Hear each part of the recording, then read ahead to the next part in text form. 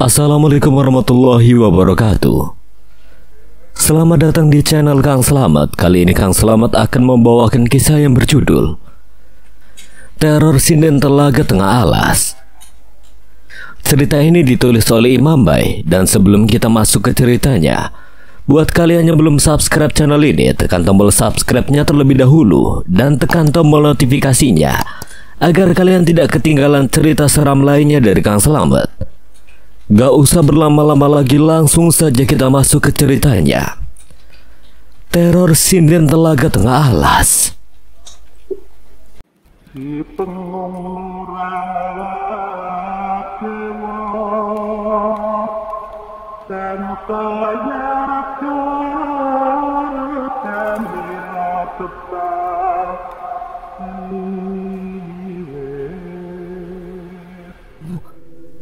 Bisma tidak melihat sinden itu karena dari raut wajahnya yang tidak panik.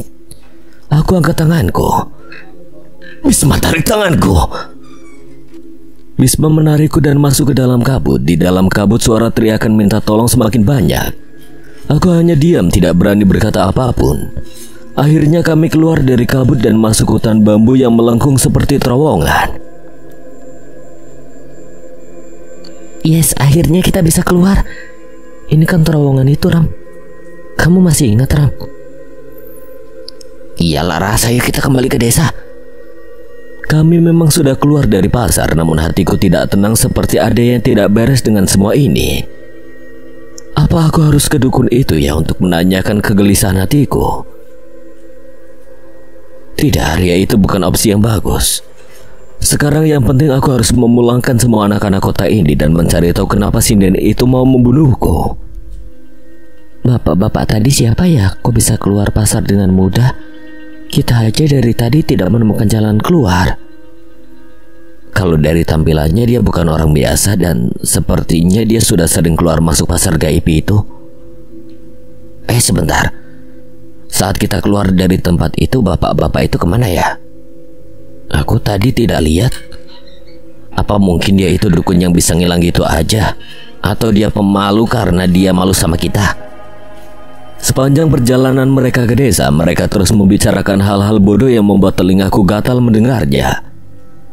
Aku masih teringat dengan sinden itu akan meneror kami sepanjang malam. Apa maksudnya? Ditambah bau wangi dari tas Bisma yang membuatku sangat penasaran.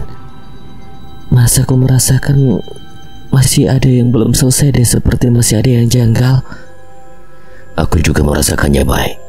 Tapi kita akan pulang dan tidak akan kembali ke telaga itu. Jadi kamu tidak usah pikirkan. Mayang hanya tersenyum melihatku. Rumah-rumah warga sudah mulai nampak. Suasana desa yang gelap dan sunyi membuat kami kesusahan untuk mencari rumah Simbok Darmi. Sebuah mobil yang berwarna hitam masih terparkir di depan rumah Mbok Darmi. Rumah yang tertutup rapat membuat kami kebingungan untuk mengetuknya. Permisi Mbok, kami pulang. Tolong bukakan pintunya. Ini ada tulisan pesan dari Simbok. Den Arya, maaf Simbok tidak bisa membukakan pintu untuk kalian semua jika kalian kembali pada malam hari. Jika kalian tidak selamat dari telaga, Simbok akan melaporkan kepada polisi agar mayat kalian ditemukan.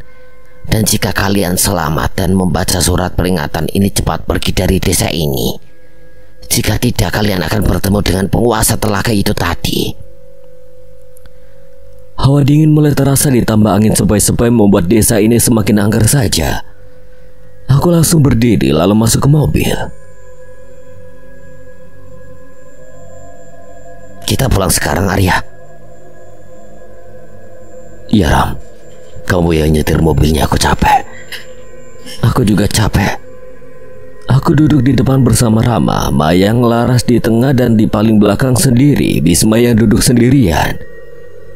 Rama melajukan mobil dan mulai meninggalkan desa. Aku menarik napas lega, akhirnya bisa pulang juga, walau hati ini merasa masih ada yang janggal dengan perjalanan pulang kami. Mobil melewati jalanan berkelok, jalan beraspal, sudah tidak ada obrolan antara kami. Laras dan Bima sudah tertidur dengan pulas. Tiba-tiba mesin mobil mati saat kami akan melewati rumah tua yang kami lewati saat berangkat tadi. Ini mesin kenapa lagi? Jangan buka. Suara kuda dan bunyi lonceng terdengar dari arah rumah tua itu. Jantungku berdebar dengan kencang.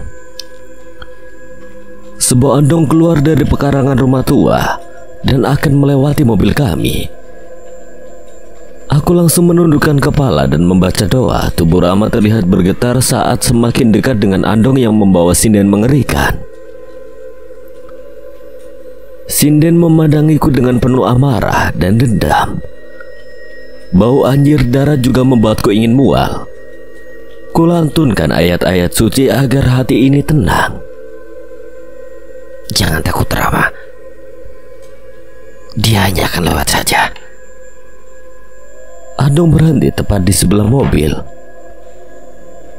Hati rasanya tak karuan. Rama langsung men-starter paksa mobil. Untung mobil langsung bisa menyala lalu menjauhi andong tersebut. Mayang terus menunduk saat Rama meninggalkan rumah tua itu, lalu melotot tajam ke arahku dan Rama seperti dirasuki oleh sesuatu. Mai, lu kenapa? Jangan bercanda, kita lagi kabur.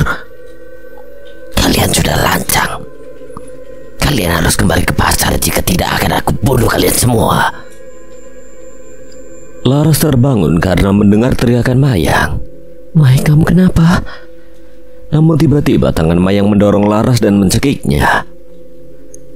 Ram, kamu terus lanjutkan mobil, tinggalkan tempat ini. Laksmi, keluar dari tubuh Mayang, lepaskan adikku. Bisma terbangun dengan wajah yang kaget dengan keadaan seperti perang ini. Mayang, ini aku temanmu Laras. Mas, tolong aku. Aku dan Bisma terus memegangi tubuh Mayang yang sudah menggila. Ku baca ayat kursi dengan lantang di telinga Mayang. Panas, aku akan membunuh kalian. Laras terus memegangi lehernya yang memerah.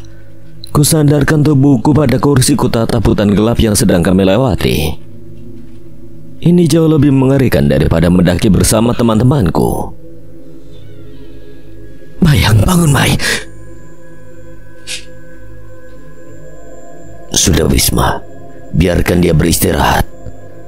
Mungkin karena kecapean sinden itu berhasil masuk ke tubuh Mayang. Rama terus melajukan mobil dengan kecepatan tinggi. Bau wangi masih saja tercium dari tas Bima. Aku sangat curiga. Bisma, kamu benar kan tidak membawa apa-apa dari pasar itu? Jangan bohong sebelum menjadi petaka. Sumpah Mas, aku tidak membawa apa-apa dari pasar itu. Aku tidak bisa lagi menuduh tanpa bukti. Toh Bisma seperti tidak berbohong. Terus kenapa Lasmi begitu marah besar pada kami? Sudah sepekan kami pulang dari liburan yang horor itu. Aku tidak pernah diteror sama sekali dengan sosok sinden Lasmi. Hari-hari berjalan dengan lancar seperti biasanya, hingga aku terlupa untuk mencari tahu tentang grup sinden Selendang Merah. Hari ini aku akan ke kampus karena ada beberapa jadwal mata kuliah yang harus aku ikuti. Aku tidak mau menjadi mahasiswa abadi. Saat aku keluar dari kelas, kulihat Rama yang berjalan dengan tatapan kosong, wajah yang cemas dan kelopak mata yang sayu. Rama menoleh ke arahku dan berteriak histeris ketakutan. Rama, kamu kenapa? Sinden itu ada padamu, ucap Rama dengan tegang. Semua orang di kampus menatap Rama dengan aneh. Aku langsung membawa Rama ke kantin yang paling ujung sendiri. Tempat ini terlalu ramai, aku bisa leluasa menanyainya. Ada apa dengannya? Kamu tadi kenapa, Ram? Sebenarnya apa yang terjadi? Raut wajah Rama masih tegang. Mulutnya terus mengucapkan zikir tiada henti. Semenjak kita pulang dari pasar itu, sinden itu selalu menerorku saat aku mau tidur. Dia berkata untuk kembalikan apa yang kita ambil darinya, tapi aku tidak ambil apa-apa dari pasar itu ya. Bukan hanya itu Arya. Sinden itu bilang bahwa kamu Arya Pratomo harus mati di telaga itu. Kenapa dia mengenalimu? Lalu kamu punya masalah apa dengannya? Aku tidak mengenali siapa dia. Aku juga tidak punya masalah apa-apa dengannya. Memang dari awal ada yang janggal dengan kepulangan kita ini. Aku merasakan dia mengikuti kita pulang. Sial. Kenapa sinden itu mengincar kita semua? Lu tadi juga berteriak gak jelas. Emang lu lihat sinden itu? Lihat ya, dia ada di sampingmu tadi. Itulah kenapa aku berteriak kaget.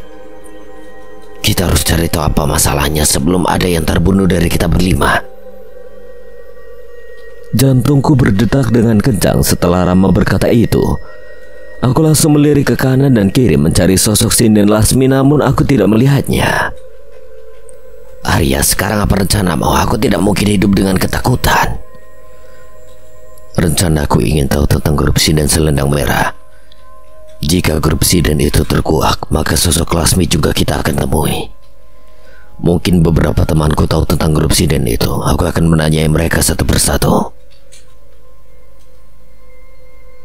Aku ikut Arya.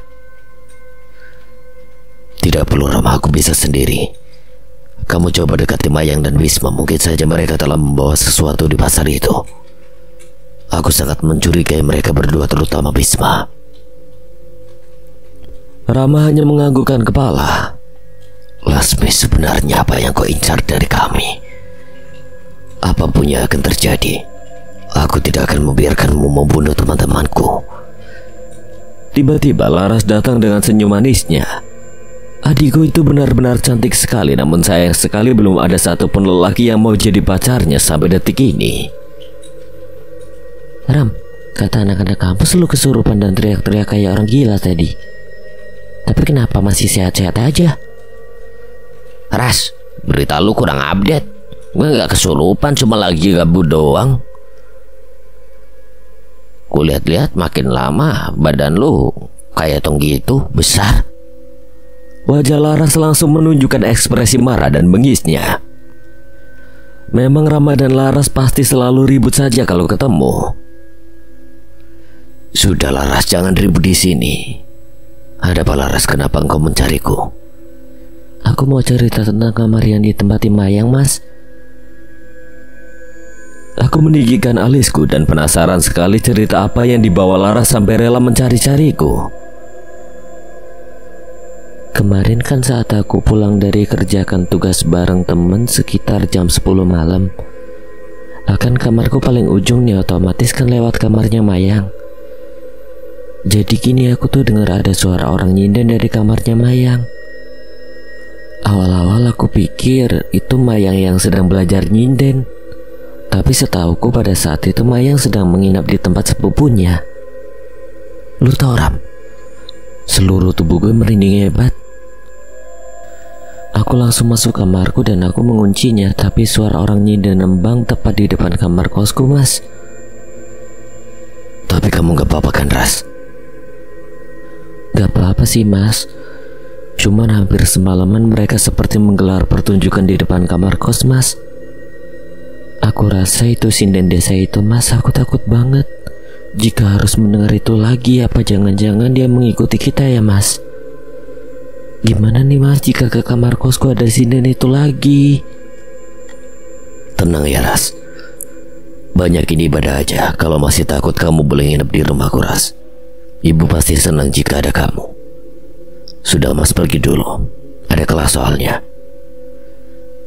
Aku berdiri dan meninggalkan mereka berdua sendiri.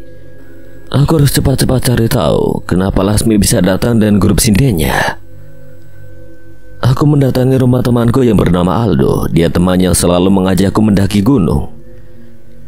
Dia juga sedikit tahu tentang ilmu hitam. Wajar saja, Aldo masih keturunan seorang paranormal ternama pada masanya.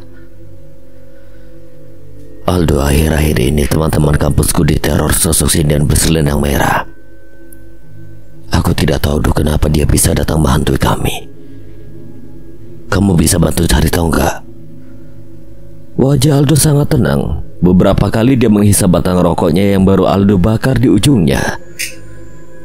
Suasana rumah yang kuno dengan dinding yang bernuansa gelap, dan beberapa ada lukisan wajah-wajah keluarga yang misterius. Nih rokok biar nggak gugup ya. Nih ambil kayak sama siapa aja, malu-malu. kamu bisa bantu masalahku nggak? Sinden itu dia selalu mengikutimu Arya. Aku akan berkomunikasi dengan sinden itu. Kenapa dia menempel denganmu? Tubuhku seakan merinding, ku tatap sekitar lagi. Tenang Arya, panik itu bukan sifatmu. Aldo memejamkan matanya, mulutnya berkomat kamit seakan sedang berbicara dengan seseorang. Seseorang telah mengambil selendang merahnya Arya. Kalian harus kembali ke tempat asal sinden itu. Kembalikan apa yang bukan milik kalian. Mungkin sinden itu tidak akan meneror teman-temanmu yang sudah lancang. Bisma itu pasti ulahnya. Aku harus ngobrol dengannya agar masalah ini cepat selesai. Untuk sementara ini aku berhasil mengusir sinden itu darimu Arya. Tapi kamu harus tetap hati-hati. Jika pergi ke sana lagi, aku merasakan sinden itu punya maksud tersendiri denganmu. Aku hanya bergeming saat mendengar Aldo menceritakan semuanya. Aku bingung. Apa aku harus ke sana lagi? Apalah rasa mama yang berani? Oh, makasih ya atas sarannya. Ngomong-ngomong, kamu pernah gak dengar grup sinden selendang merah? Aldo sempat kaget setelah mendengar pertanyaanku. Lalu Aldo berdiri mengambil sebuah buku catatan. Entahlah, aku juga tidak tahu siapa mereka. Namun sepertinya mereka bukan grup sinden biasa. Sebaiknya kamu jangan punya urusan dengan mereka. Aku keluar dari pekarangan rumah Aldo dengan menggunakan motorku. Kepalaku pusing sekali. Aldo saja tidak berani berurusan dengan sinden Lasmi. Kenapa aku malah punya masalah yang besar dengannya? Waktu maghrib akan tiba, namun motorku belum keluar dari gang yang sepi ini. Bau wewangian menusuk tajam hidungku. Tubuhku langsung merinding hebat. Ku tatap sekitar, rasanya seperti ada yang melihatku. Kulajukan sepeda motor dengan kecepatan tinggi agar cepat sampai ke jalan besar. Aku harus cepat keluar dari gang ini sebelum maghrib tiba. Motorku semakin berat saja, seperti ada yang membonceng. Kulihat di spion, jantungku serasa ingin copot. Kulihat sinden Lasmi sedang duduk dengan anggun di belakangku. Senyum manis melebihi senyuman Laras. Kulirik kembali ke arah spion. Allahu Akbar. Lasmi sudah berubah mengerikan. Tubuhnya pucat pasi seperti mayat. Bibirnya membiru dengan darah segar menetes. Keringatku terus bercucuran. Tanganku bergetar membuat motor beberapa kali ingin jatuh. Aku membaca ayat kursi dengan lantang agar sinden itu pergi dari motorku. Pergi kau Lasmi. Jalan besar sudah mulai terlihat membuatku mempercepat motorku. Arya, aku akan menunggumu di telaga itu, ujar Lasmi lalu menghilang. Aku menghentikan motorku, melihat ke arah belakang. Suara tawa cekikikan menggema di gang ini membuatku langsung tancap gas dengan kencang. Akhirnya aku sampai rumah dengan dada berdetak dengan kencang. Ku ingat-ingat kembali rentetan kejadian tadi. Ku nyalakan ponselku. Aku mengirimkan pesan kepada semua teman-temanku. Besok kita berkumpul di kantin paling ujung sendiri. Aku akan membahas perjalanan kembali ke telaga itu. Jangan sampai ada yang tidak datang kalau kalian ingin terbebas dari teror sinden itu.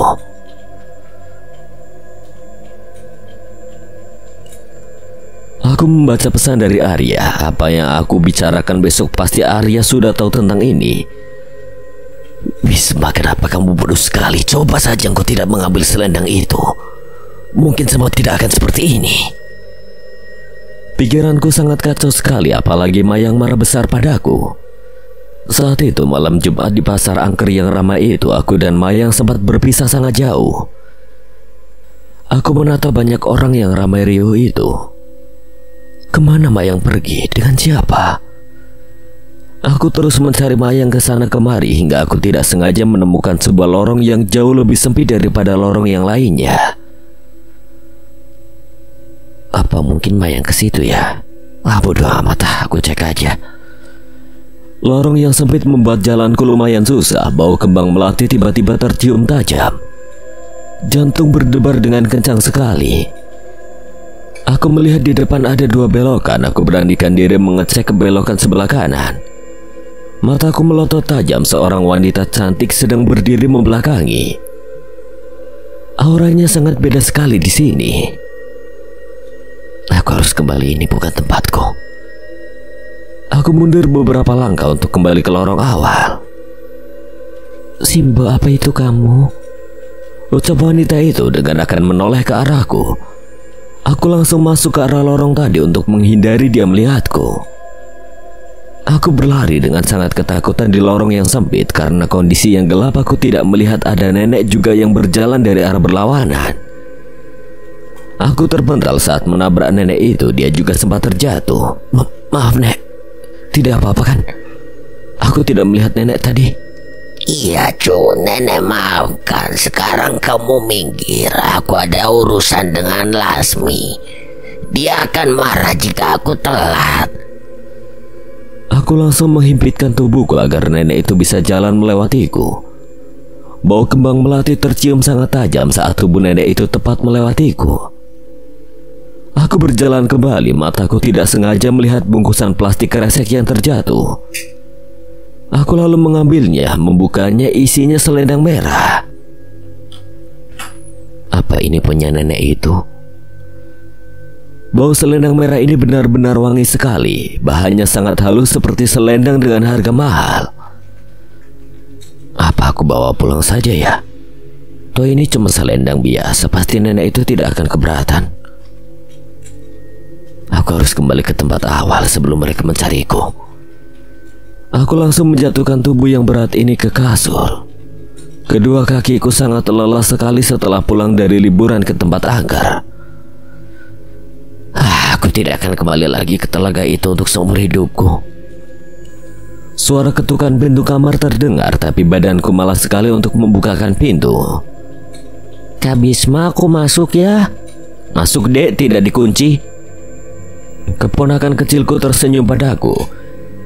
Dia berlari mendekatiku dan membuka tas yang membawa barang-barangku. Mataku menatap tajam ke arah keponakanku. Aku teringat ada selendang merah yang aku bawa dari pasar angker itu. Jangan dibuka, Dek. Mas lupa tidak membawa oleh-oleh untukmu. Aku langsung mengamankan tasku darinya. Ekspresinya sangat kecewa padaku. Memang sebelum berangkat aku menjanjikan oleh-oleh padanya. Aku janji deh akan belikan apa yang kamu mau. Tapi besok ya. Hari ini aku mau istirahat. Janji kan Mas Bisma? Iya, janji. Mas Bisma, aku keluar kamar dulu ya, mau main lagi sama teman-temannya Mas di taman. Aku langsung menahan tangan keponakanku. Mataku membulat, aku bingung dengan ucapannya.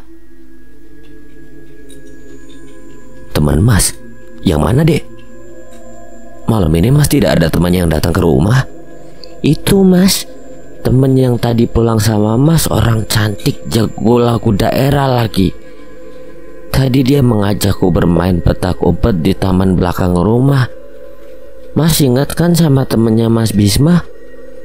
Jantungku terasa berhenti berdetak. Siapa yang dimaksudnya? Namun anakku umur 4 tahun tidak akan berbohong. Apa Mayang yang datang? Tapi ini kan sudah jam 8 malam. Adek tahu nama kakak yang bermain petak umpet bersama kamu, Dek? Namanya Kak Lasmi. Lasmi, sepertinya aku pernah dengar nama itu berulang kali, tapi di mana ya? Kuantar keponakanku ke kamar kakak perempuanku. Aku mencoba berpikir positif, mungkin dia salah lihat dan berimajinasi yang berlebihan.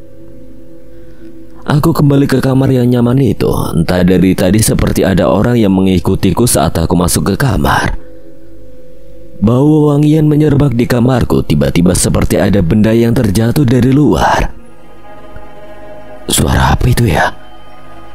Aku menyibakkan tirai jendela yang mengarah ke taman belakang rumahku. Mataku melotot, tanganku bergetar. Aku melihat ada seorang wanita yang sedang bermain di ayunan. Siapa dia malam-malam begini di taman? Sedikit demi sedikit wajahnya menoleh ke arah jendela kamarku. Aku langsung menyibak kembali tirai agar aku tidak melihat wajahnya. Keringat bercucuran dengan deras. Aku langsung menelpon satpam rumah untuk mengecek taman belakang. Tapi respon dari satpam rumahku, dia tidak melihat siapa-siapa di taman. Maaf Den Bisma, tidak ada siapa-siapa di sini. Tidak ada wanita di ayunan yang Den Bisma lihat. Kalau gitu saya kembali ke pos ya Den. Aku langsung kembali ke jendela dan melihat ke ayunan. Tidak ada siapapun kecuali satpam yang sedang celingak-celinguk. Kemana perginya wanita itu ya? Ya Pak, tapi Bapak cek lagi lewat CCTV ya. Kalau Bapak lihat sesuatu yang mencurigakan, langsung telepon saya. Siap. Aku membaringkan tubuhku ke kasur. Badan sudah lelah sekali, tapi mata ini tidak bisa tertidur, memikirkan kejadian di pasar angker. Ketukan 3 kali terdengar ke arah jendela kamar. Merinding tiba-tiba datang. Samar-samar aku melihat seorang wanita di balik jendela yang menerawang. Tiba-tiba aku mendengar seorang berbicara. Kalian harus kembali ke tempatku. Aku bersembunyi di balik selimutku. Napasku memburu dengan cepat. Kenapa sinden itu mengikutiku ke rumah? Kedua kakiku seperti ada yang membelai dengan lembut. Lindungi aku ya Allah. Singkat cerita, pagi pun tiba. Rasanya malam tadi aku tidak tidur dengan sempurna. Kulihat selendang merah yang sudah ada di atas meja. Perasaan semalam selendang ini gak aku ambil dari dalam tas. Kenapa sekarang ada di atas meja? Pasti ulah anak kakak perempuanku itu. Gumamku dengan mencium selendang yang masih sangat harum dengan bau bunga. Kalau dilihat-lihat ini cocok dipakai Mayang. Pasti pacarku itu akan lebih suka padaku dan tidak akan cuek lagi padaku. Kulihat kaca lemariku, sekelebat wajah wanita muncul. Aku langsung menoleh ke arah jendela, namun wanita itu tidak ada. Mungkin itu hanya halusinasiku saja. Aku harus cepat berikan selendang ini ke Mayang. Bisma, ngapain sih kita ke kafe mewah begini?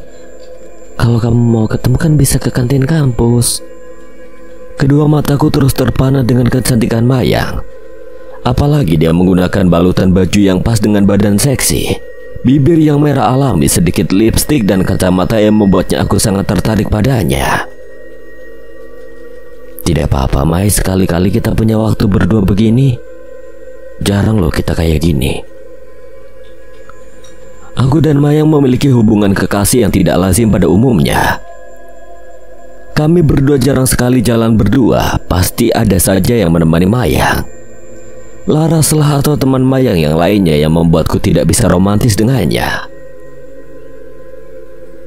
Mau bagaimana lagi? Aku kan udah bilang, kalau kita pacaran diam-diam, orang lain kan tidak tahu. Jadi ini konsekuensinya, Bisma. Ku keluarkan sebuah kado kecil yang berisi selendang merah. Ku genggam tangan Mayang yang sangat jarang aku menyentuhnya. Mai, terima ya hadiah dariku.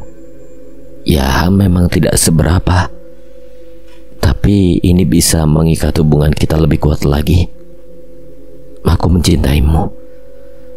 Mayang membuka kado dariku. Ekspresinya terlihat sangat senang sekali melihat selendang merah yang aku berikan. Bagus banget nih Bis, pasti mahal harganya ya. Makasih ya, kamu udah repot-repot. Iya, sama-sama Mayang. Kamu pakai ya sambil kita cicipi makanan di sini. Mayang dan aku melahap makanan yang aku pesan, namun entah mengapa wajah Mayang sangat gelisah, seperti ada beban yang mengganggunya. Bisma, aku ke toilet dulu ya, perutku mual banget. Mayang, aku antar. Tidak usah Bisma, aku bisa sendiri. Ya Allah, ada apa dengan perutku? Semua makanan dari kafe ini rasanya hambar sekali, bahkan minuman yang banyak gulanya pun terasa sangat pahit. Aku langsung memuntahkan semua makanan yang aku makan tadi.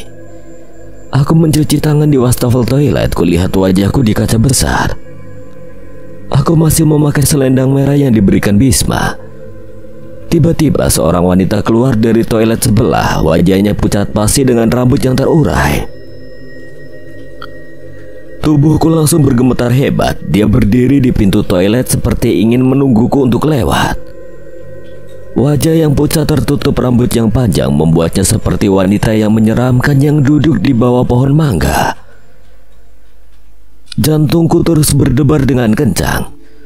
Kududukan kepalaku saat aku melewatinya. Aku tidak berani menatapnya secara langsung. Permisi, Kak. Jika sudah masuk, kalian tidak akan bisa keluar lagi dan pasti akan kembali, ucapnya dengan suara serak dan lirih. Aku tidak memperdulikannya. Diriku memilih berlari meninggalkan toilet itu.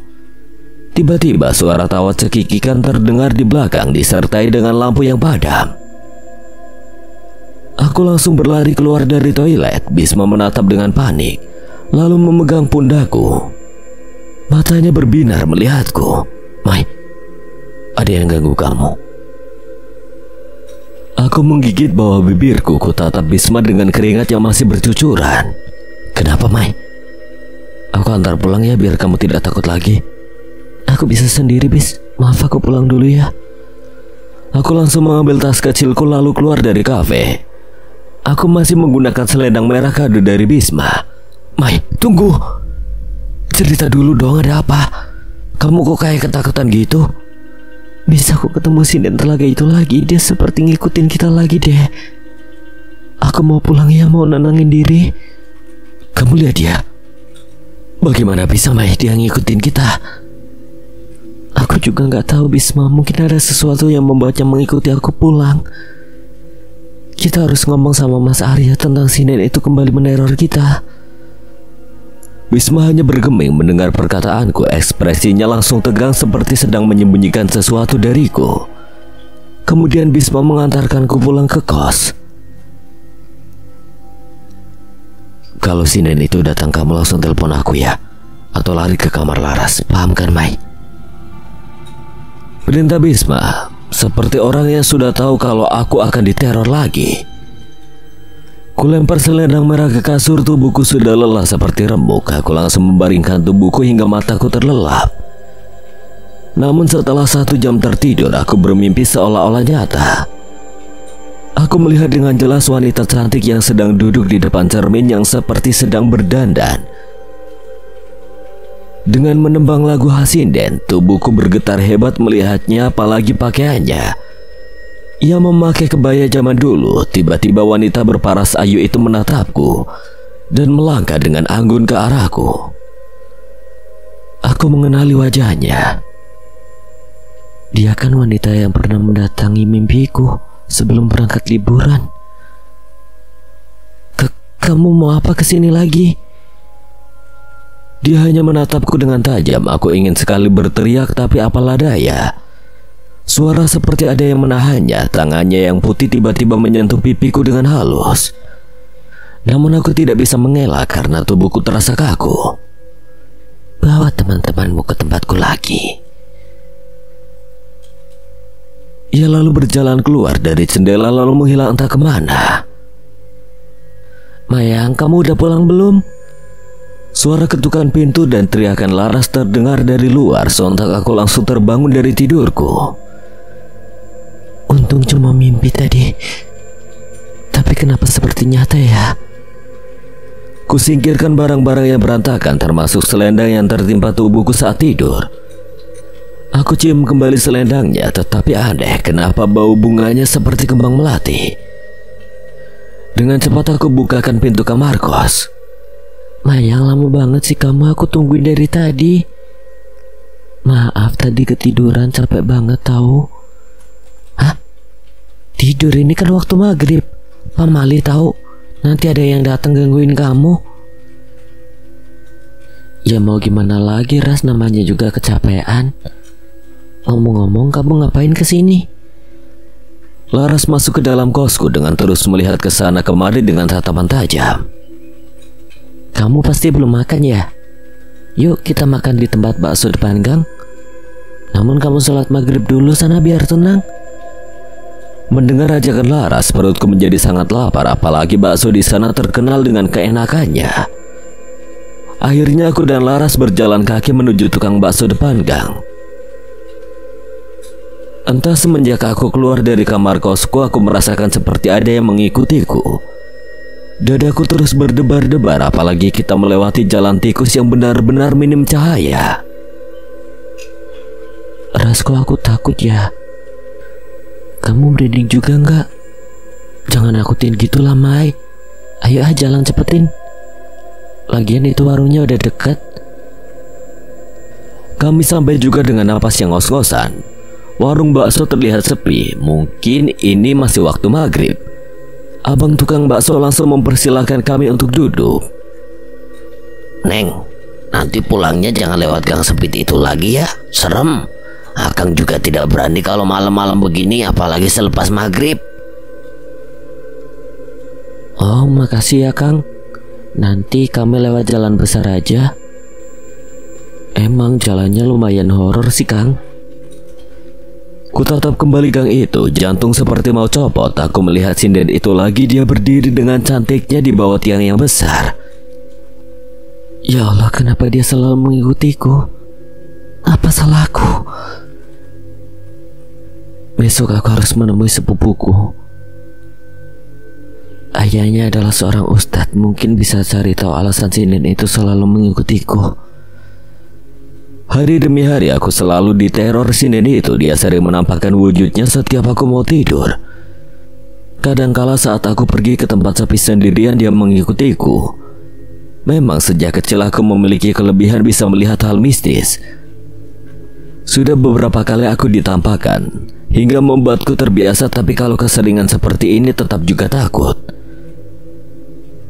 Hari ini aku ada janji dengan sepupuku dan omku yang bisa dikatakan ia seorang ustadz.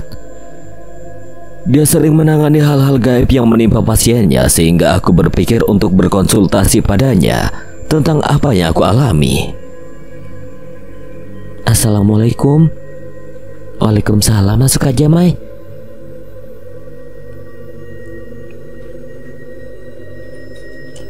Sini duduk, Mayang. Kebetulan Bibi sedang ada di pasar. Dia senang dengar kamu mau ke sini.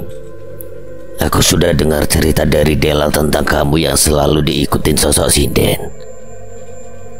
Tapi ayah bisa bantu Mayang kan? Kasihan dia berhari-hari diganggu wanita iblis. Insya Allah, saya akan coba semaksimal mungkin, Mayang. Paman langsung memejamkan matanya dan membaca doa-doa yang tidak pernah aku dengar. Mungkin itu doa penangkal gangguan setan. Namun tubuh paman tiba-tiba kejang-kejang, keringat terus bercucuran membasahi baju yang dikenakan paman. Aku langsung kaget dan memandangi sepupuku Dela. Dela hanya menyuruhku tetap tenang, tapi kondisi paman terus kejang hebat. Lalu tubuhnya terpental ke belakang. Untung saja ada sofa yang menahan tubuh paman. Ayah. Aku hanya diam membisu melihat paman terpental. Kulirik ke sana ke sini mencari keberadaan sinden itu. Ya Allah, sinden itu sangat kuat sekali. Sampai-sampai paman terpental seperti itu. Mayang, kamu harus waspada dengan sinden itu. Dia sangat marah sekali denganmu. Katanya kamu dan teman-temanmu harus kembali ke tempat sinden itu dan mengembalikan apa yang kalian bawa dari tempat itu. Atau sinden itu akan terus menghantui kamu, Mayang. Maaf, Om tidak bisa mengusir sinden itu. Dia terlalu kuat. Saran Om, kamu bicara sama teman-teman kamu untuk kembalikan barang apa yang bukan milik kamu. Aku tidak mengambil apa-apa darinya. Apa mungkin teman-temanku yang mengambilnya? Tapi barang apa? Sebentar, Mai, aku bantu pikirin dulu. Biasanya sinden itu selalu memakai selendang kan, Mai? Kira-kira kamu pernah nggak lihat selendang akhir-akhir ini di teman-teman kamu? Aku langsung terbesit selendang merah yang diberikan Bisma. Apa jangan-jangan ini ulah pacarku itu? Ya Tuhan, apa yang kamu lakukan di pasar angker itu, Bisma? Entahlah Dela, aku belum menemukan petunjuk. Ya udah, aku pulang dulu ya Om. Dela, nanti aku pikirin lagi sama teman-temanku yang lainnya. Iya Mayang, jangan lupa baca doa dan ayat kursi.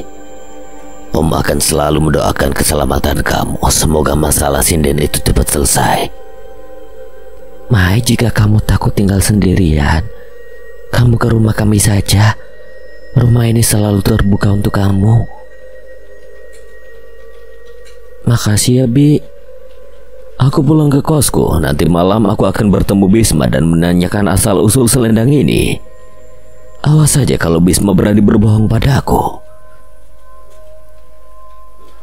Aku menunggu Mayang di sebuah rumah makan sederhana di pinggir jalan besar dekat dengan kos yang ditempati Mayang. Mayang ngapain sih ngajak ketemu di tempat sini? Mana yang paling ujung lagi? Di sepanjang jalan ini banyak sekali rumah makan yang berjejer. Mayang menyuruhku untuk menunggu di rumah makan paling ujung dan duduk di paling pojok yang sepi sekali dari orang-orang. Semua pelanggan di sini memilih duduk paling depan dan melihat kendaraan yang berlalu lalang. Kulihat Mayang memasuki rumah makan ini dengan raut yang sangat marah sekali. Dia menatapku dengan tatapan tajam, lalu menghampiriku kemudian duduk dengan wajah cemberut. Sayang, kok mukanya ditekuk gitu? Apa Rama mengusilimu lagi? Bisma, kamu jujur deh. Dari mana kamu dapat ini? Tidak usah ditutup-tutupin. Dadaku seakan berhenti mendengar Mayang menanyai selendang itu dengan amarah yang belum aku rasakan. Apa yang harus aku jawab? Itu Mai, itu aku beli. Jawab Bisma, aku butuh jawabanmu. Sontak dadaku semakin berdebar dengan kencang saat Mayang terus menanyaiku. Aku tidak ingin berbohong pada Mayang, tapi bagaimana kalau Mayang memutuskan hubungan kita? Aku menemukannya di pasar angker itu, Mai. Maaf, kamu jangan marah ya. Aku janji akan membelikan selendang baru untukmu. Bisma, kenapa kamu langgar larangan dari Mas Arya sih? Gara-gara kamu aku diteror tiap malam. Sinden itu selalu datang untuk memintaku mengembalikan selendangnya. Kamu tahu itu tidak? Air mata menetes di pipi Mayang. Sontak tanganku memegang tisu akan menghapus air matanya yang sudah jatuh. Namun Mayang justru menampik tanganku. Terus apa jalan keluarnya, Mai? Hanya satu jalan keluarnya. Kita harus masuk kembali ke telaga itu dan masuk kembali ke pasar, kemudian mengembalikan selendang ini ke tempat asalnya. Kembali ke situ? Kamu sudah gila. Itu bukan tempat kita, Mayang. Mayang membuka tas dan mengeluarkan selendang merah lalu melemparkannya kepadaku dengan kasar. Kamu yang gila, Bisma. Aku gak mau tahu. Kamu harus urus sendiri tuh selendang. Jangan bawa Laras maupun Rama, apalagi Mas Arya, atau hubungan kita yang kita sudahkan. Mai, jangan gitulah, jangan egois gitu, ucapku. Namun Mayang tidak mendengarkan lalu pergi keluar dari rumah makan. Bagaimana ini ya Tuhan? Aku kembali ke kos dengan masih marah dengan Bisma. Kulihat jam dinding menunjukkan pukul 8 malam. Tiba-tiba teleponku berdering dengan kencang memecah suasana yang hening. Kulihat nama yang menelponku yaitu Della. Ngapain Della teleponnya? Mending aku angkat aja, mungkin penting. Assalamualaikum. Della, ada apa? Waalaikumsalam Mayang, ini Om. Oh maaf Om, ada apa ya? Kamu harus keluar dari kosmu malam ini juga. Bawa semua bajumu cepat ke sini. Maksudnya apa ya Om? Kenapa aku harus keluar dari sini? Jadi gini Mai, tadi aku dan bibimu lewat ke kosmu dan aku tidak sengaja melihat sinden cantik di semak-semak sekitar kosmu itu. Tapi dia tidak sendirian Mai. Sinden itu membawa semua teman-teman grup sinden beserta alat-alat pertunjukannya. Om khawatir dia akan mengincarmu nanti. Kamu jangan panik, tetap berpikir positif dan terus baca ayat kursi sebanyak mungkin. Om dan Della akan menunggumu di pinggir jalan. Baik Om, aku akan kemasin semua barang-barangku dulu. Kubuka lemari dan membawa semua baju-bajuku ke dalam tas besar. Bau kembang melati mulai tercium dan menyerba ke semua penjuru sudut kos. Badanku terus bergetar dan berkeringat dengan deras. Jantungku seakan berhenti berdetak saat aku membuka kembali tas yang aku bawa tadi saat bertemu Bisma. Selendang merah masih di dalam tasku, padahal tadi aku sudah membuangnya ke Bisma. Kenapa ini ada padaku lagi? Apa jangan-jangan ini ulah sinden? Tiba-tiba lampu kosku berkedip-kedip seperti ada yang bermain di sekalar lampunya. Tiba-tiba aku mendengar seperti ada orang yang berbisik di belakangku. Kamu tidak akan bisa kabur dariku sebelum semuanya beres. Aku langsung menjerit histeris dan membuang selendang merah secara asal-asalan. Kuucapkan ayat kursi dengan lantang dengan membawa semua barang-barangku keluar dan menguncinya dengan rapat. Aneh sekali, tidak ada satupun orang yang keluar mengecek keadaan kamar kosku, padahal tadi aku menjerit dengan kencang. Aku tak memperdulikan hal itu, aku langsung berlari keluar dari area kos. Kusempatkan menoleh ke kamarku yang berada di atas.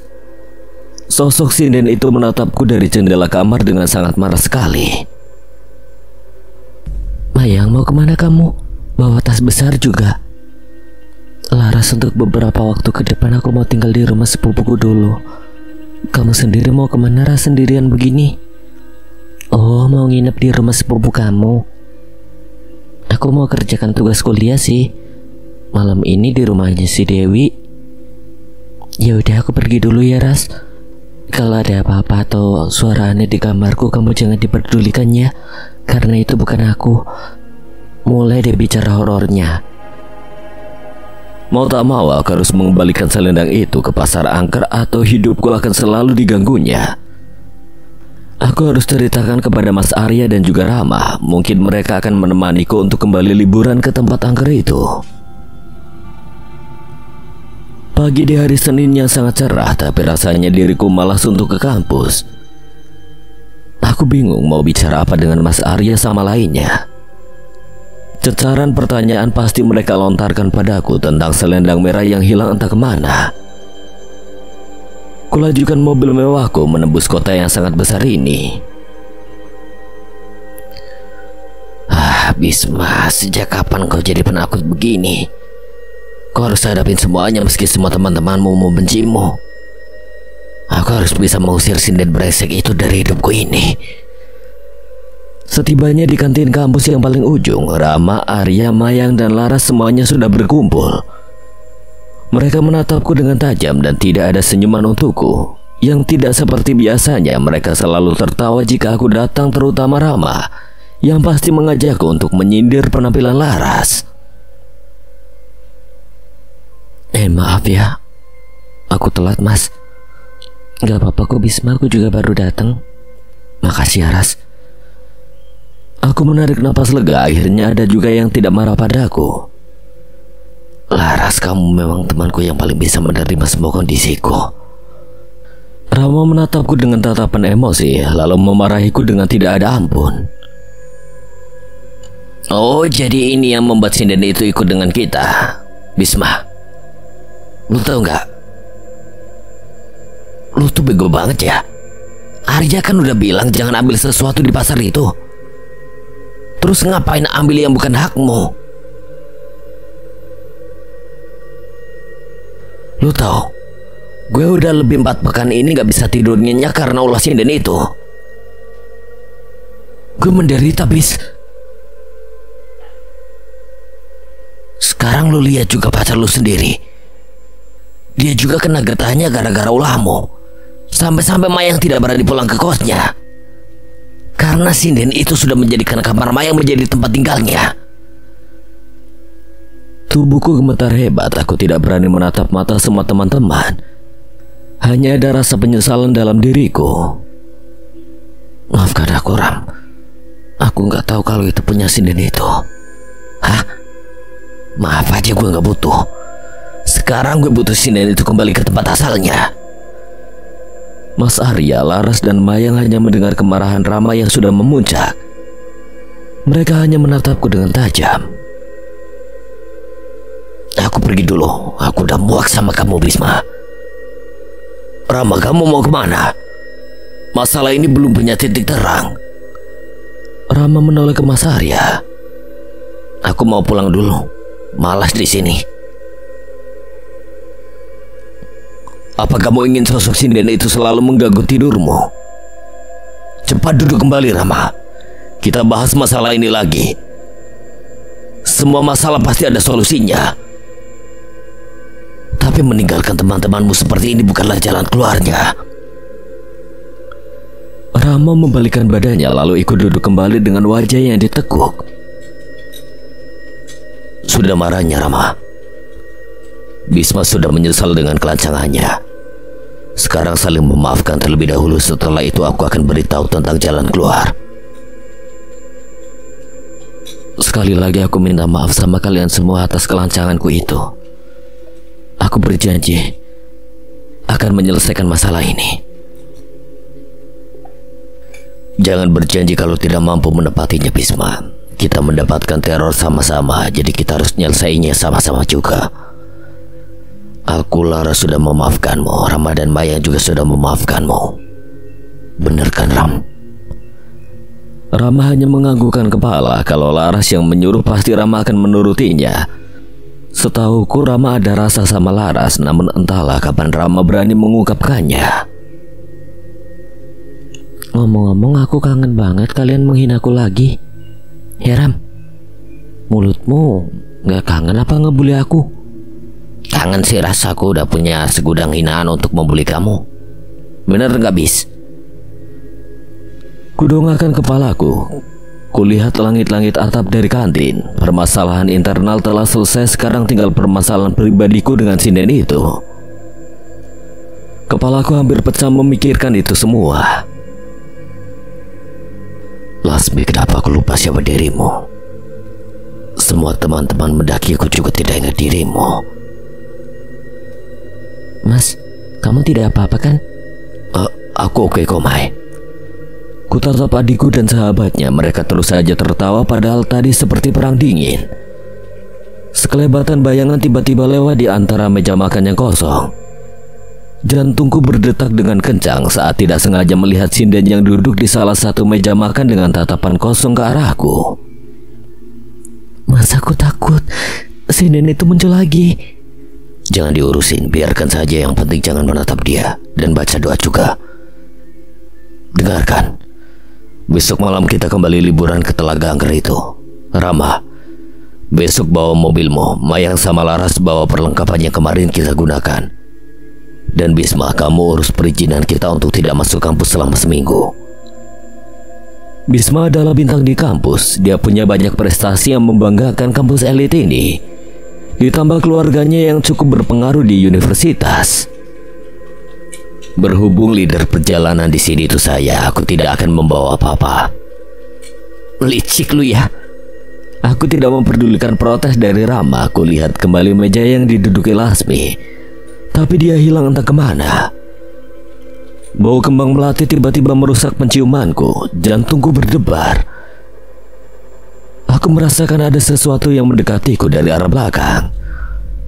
Laras menjerit histeris ke arahku. Lalu tiba-tiba ada tangan yang menarik kursiku ke belakang yang membuat tubuhku terjatuh ke bawah. Suara bisikan terdengar di telingaku. Arya Pratama, aku tunggu kehadiranmu di tempatku. Mas Arya.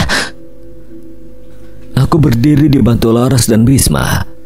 Mayang hanya membulatkan matanya, keringatnya bercucuran, dan sepertinya syok berat. Ras, kita pulang yuk. Badanku sepertinya remuk. Iya Mas. Sekali lagi semuanya dengarkan. Persiapkan diri kalian, kita usir dia dari hidup kita. Rama menyetir mobil dengan kecepatan tinggi menembus jalan ke arah desa alas pinggir. Kutatap kaca mobil paling belakang, bayang-bayang kecantikan Lasmi terus muncul di benakku. Ku genggam selendang merah yang tetap masih harum meski sudah sebulan terbengkalai di tempat kos Mayang. Ponselku berbunyi, kulihat sebuah notif pesan dari Aldo. Arya, aku sekarang tahu sinden itu. Dia dulu sering bermain dengan kita saat aku dan sinden itu masih kuliah di tempat yang sama denganmu. Jantungku memompa dengan cepat, rasa penasaranku memuncak. Segala pertanyaan sudah terukir dengan jelas di kepalaku untuk menanyai Aldo. Jari jemariku terus mengetik untuk membalas pesan dari Aldo.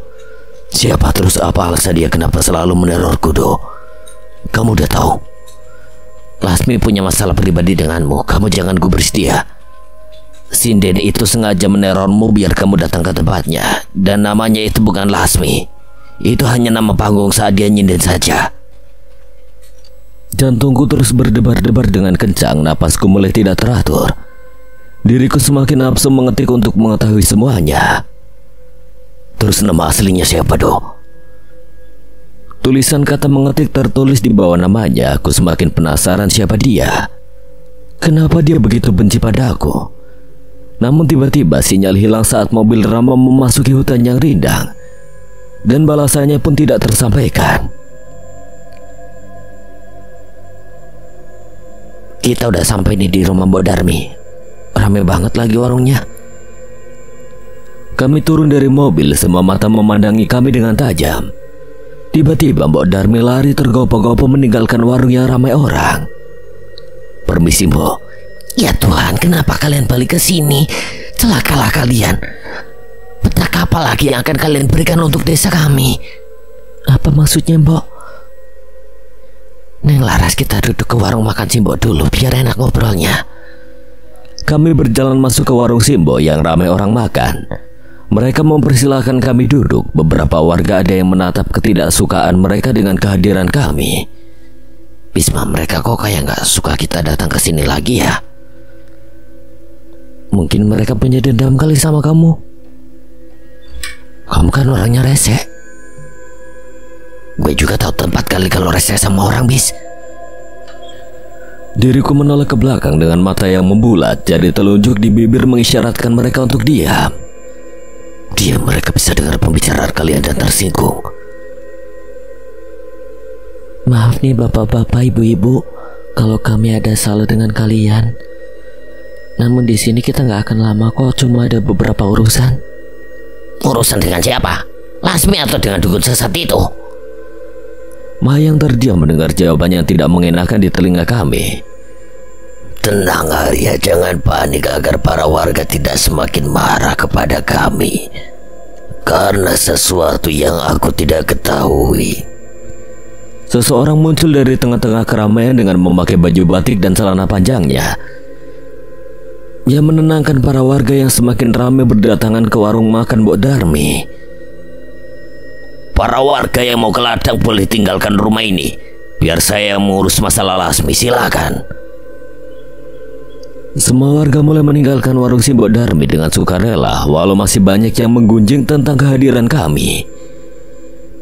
Jadi itu anak kota yang datang tempo hari lalu yang membuat petaka desa kita? Iya, itu mereka.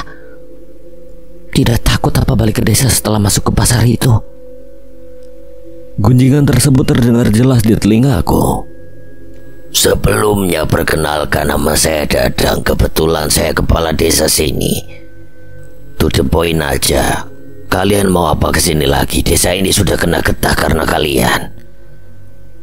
Ada sesuatu yang harus kami urus, Pak. Mbok Darmi keluar dari dapur dan membawa teh hangat dengan beberapa gorengan tempe yang masih hangat. Jadi gini Den Rama, setelah kalian pulang dari Telaga itu, desa ini semakin angker saja. Banyak warga desa melihat ataupun mendengar pertunjukan grup sinden yang pernah melegenda di desa ini. Bukan hanya itu saja, setiap malam desa ini seperti pasar dadakan. Kami mendengar orang berdagang tawar-menawar atau yang lainnya. Benar kan Pak Kades? Ya benar apa yang dikatakan Darmi. Aku tahu kalian ada masalah dengan sinden itu.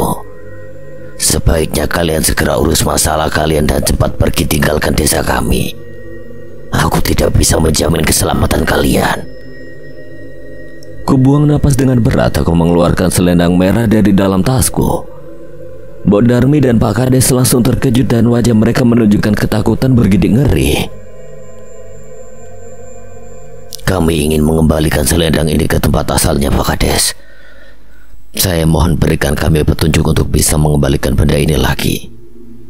Kami sudah lelah dengan teror sinden itu. Lancang sekali kalian. Pantas saja sinden itu meneror dan mengikuti kalian.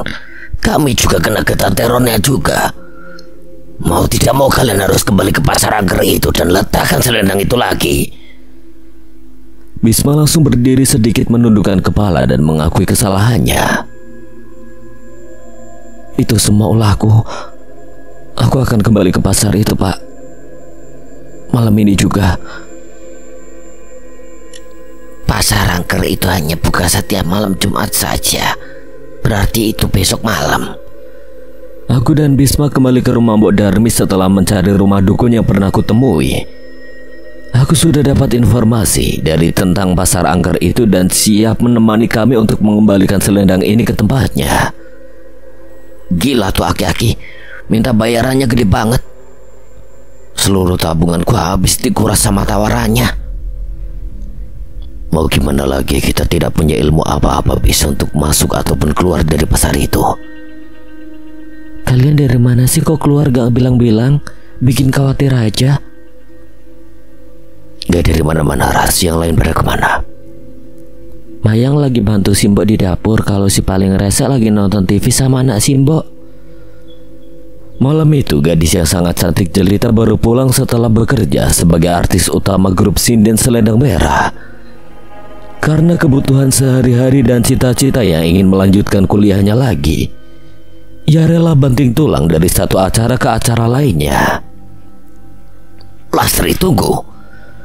Lastri menghentikan langkah kakinya di tepi telaga. Memang rumah Lastri dekat sekitar telaga ini. Juragan, kenapa ngikutin saya?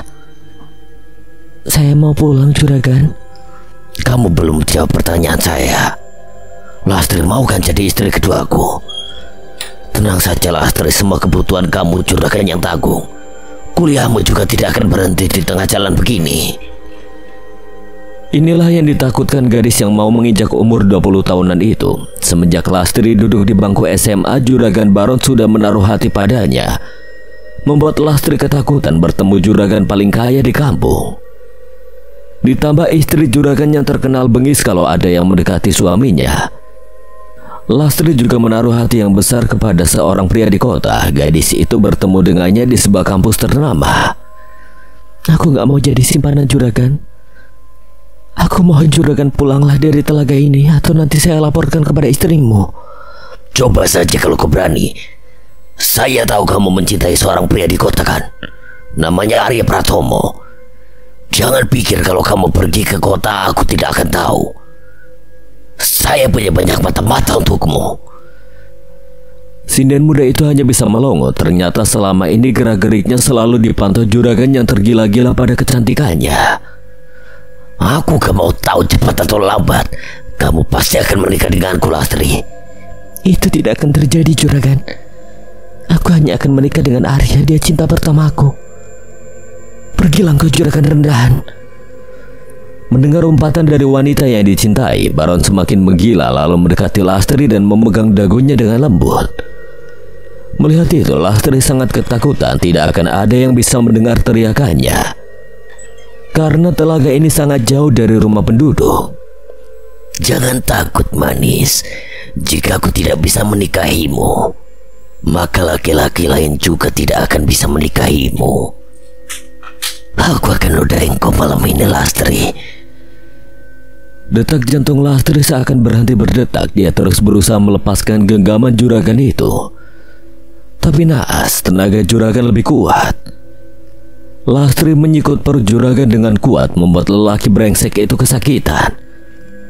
Melihat ada kesempatan emas itu, ia langsung berlari ke dermaga kecil di tepi telaga. Lastri! Pandangan Lastri terus menoleh ke arah juragan yang mengejarnya hingga tidak sadar bahwa telaga ini sudah sampai ujung. Lastri, awas! Lastri tercebur ke telaga yang lumayan dalam itu.